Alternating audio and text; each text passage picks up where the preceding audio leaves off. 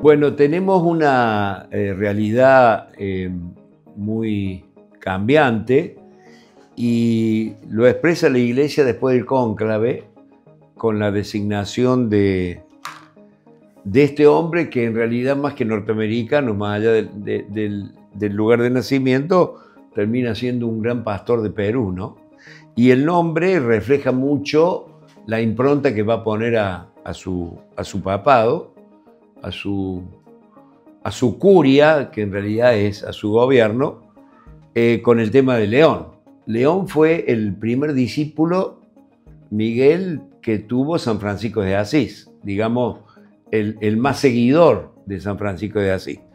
Y el León al que nosotros hacemos siempre referencia es el Papa León XIII, con aquella encíclica que por la primera vez en sus casi 2000 años de historia la Iglesia se mete en lo que es la cuestión social, que es la Rerum Novarum. Estamos viviendo esos tiempos y es bueno reflexionar aquellas ideologías a las ideologías actuales. Sí. Me parece que merece una reflexión. Efectivamente. En realidad, si nosotros tomamos el punto de referencia de 1891, cuando nace la Rerum Novarum, efectivamente, de León XIII, nos vamos a encontrar con que a los 40 años de esa encíclica hay un estudio muy importante también, y la Centísimos An, que fue también a los 100 años de Juan Pablo II, correcto. Pero nosotros, desde el punto de vista del enfoque de los tiempos presentes y los tiempos por venir, siempre vemos una perspectiva de características plurales.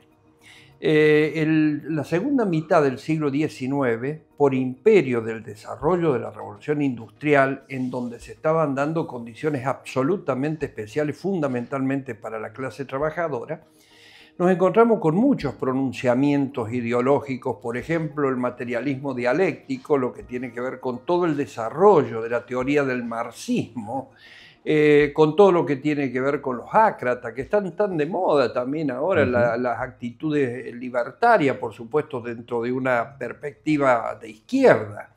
Hay que imaginarse que la Internacional, en su momento, en un tramo de la historia del movimiento obrero, habla de cuando los anarquistas expropiadores se concebían que las ganancias de la plusvalía estaban en los bancos, y salió la cúpula de este organismo internacional anarquista a recuperar, y pasaron por Uruguay, pasaron por Argentina, por Chile. Hay una gran cantidad de situaciones que se han generado en torno a eso. Yo entiendo que como consecuencia de estar casi en la cuarta etapa de la revolución industrial, de esto que fue el comienzo con el vapor, y frente a todas las innovaciones tecnológicas, incluso la inteligencia artificial, las perspectivas del pensamiento tiene que ser plural. Inclusive si nosotros analizamos desde el punto de vista de su máximo desarrollo la inteligencia artificial, nos vamos a encontrar que la inteligencia artificial se nutre de un capital plural que es precisamente el registro de los acontecimientos que ha producido el hombre. Lo que sí fue muy novedoso, desde la Rerum Novarum, fue muy novedoso que la Iglesia empieza a atender y se promueven inclusive algunas formas del llamado solidarismo, que era una concomitancia cogestionaria entre los empresarios y los propios trabajadores, en donde primero no se entendía bien la figura sindical. Recién fue avanzado el siglo XX que empezó a tomar forma la estructura sindical, pero nace el socialismo utópico, que se basa en que entra en contradicción con el materialismo dialéctico, en donde está el proletario, está el dueño de la máquina, está la plusvalía. Bueno, en esta concepción armónica de capital y trabajo, se planteaba un desarrollo. Hoy creo que el mismo desafío que tiene el mundo pasa por ese lado, tener una visión plural de todas las vertientes que van creciendo como consecuencia de los imponderables estos que van apareciendo. En esas ideologías que van naciendo, la Iglesia ve que va quedando atrás.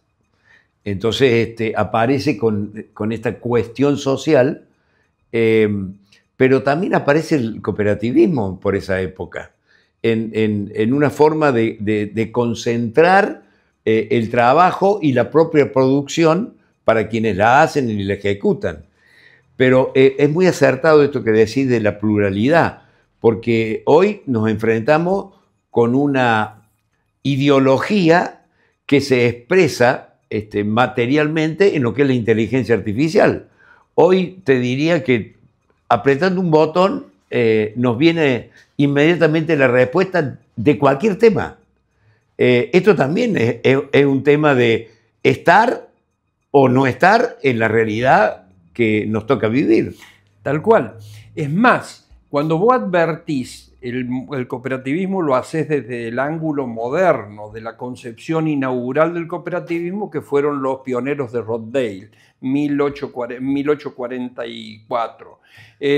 A partir de ahí tuvimos un tramo desde el cooperativismo iniciático respecto a la Rerum Novarum, que fue en el 1891.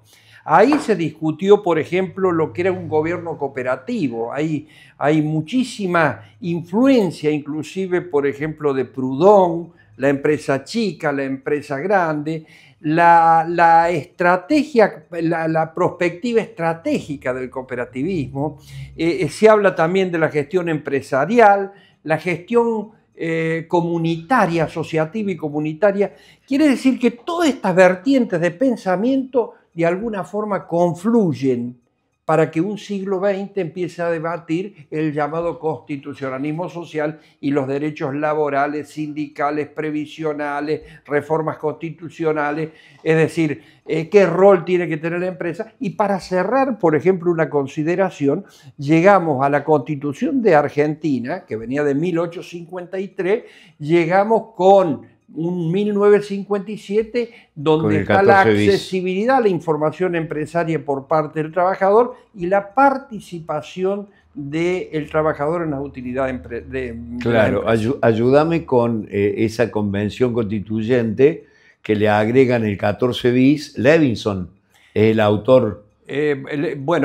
Fueron muy activos, Larralde, Levinson, en realidad hubo, en el año 1948, hubo un proceso de proyecto de reforma constitucional donde se incorporaba ya el decálogo del trabajador, y el año 1957 se incorpora el 14 bis de la Constitución, que es el único artículo de carácter social frente a una constitución liberal como la que tenemos nosotros. Se hace camino al andar, dice el poeta. O sea, estamos en nuevos tiempos, ¿no?